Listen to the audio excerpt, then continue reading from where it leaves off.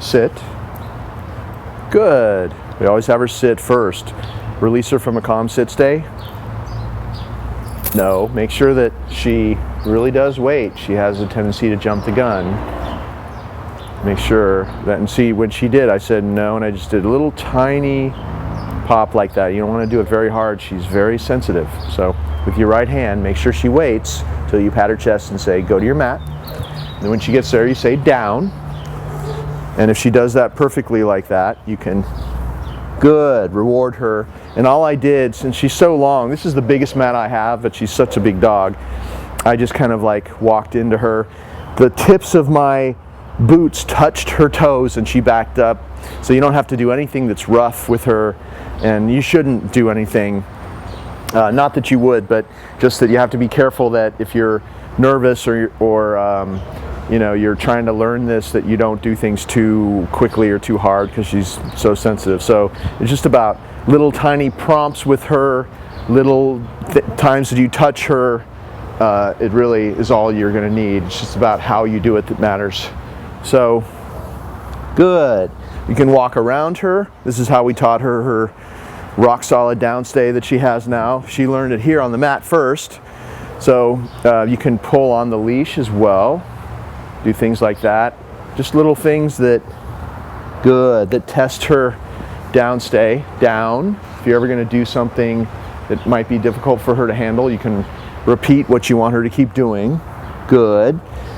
If you're in a big enclosed yard like this where she can't get up and run off, then you can drop the leash and walk farther around her like this.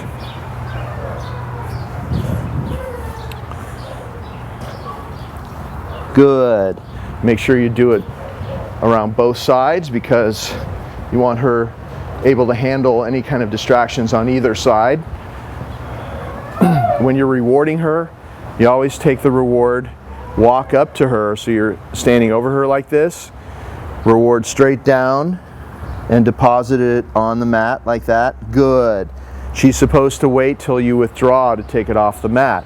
And you want to try to do it as calmly as possible, because if you're moving quickly and you're tossing the food there and you're using jerky movements, it'll make the dog nervous.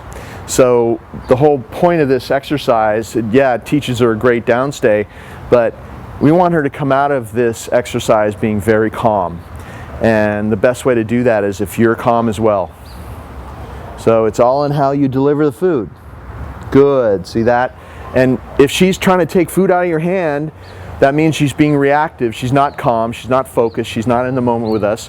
You need to not let her do that. And if she touches your hand with her nose, you need to say no, pull back. Or you can also do a very light little no, like that, little tap with the back of your hand. She'll back off, put it there, good.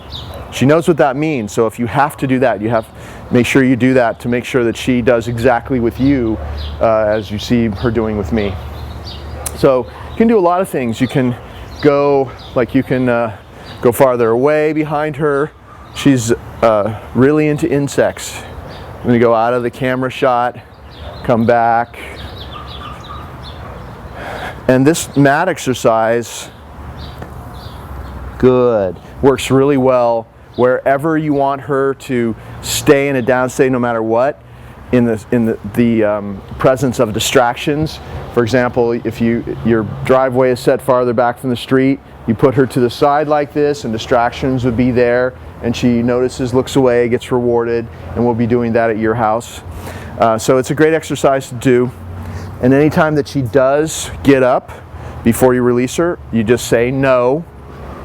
And if she doesn't go back down, you take the leash, you calmly but firmly apply some pressure on the leash, she'll go back down. If she leaves the mat, you say no. You pick the leash up, you step into her, do your little left circle, put her back, step on the leash. Don't say D-O-W-N again. You already said it once, you want her to know. One time means 5 minutes. She stays there for 5 minutes if need be. No.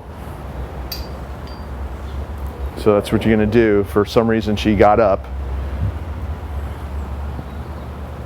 She hears something or smelled something. But that's what you're going to do. Make sure that you always release her the same way. Come back next to her. No. I think she hears something that we don't hear. She seems like she's distracted by something. Oh, there's water coursing through these lines here because it's a warm day and we have a missing system on.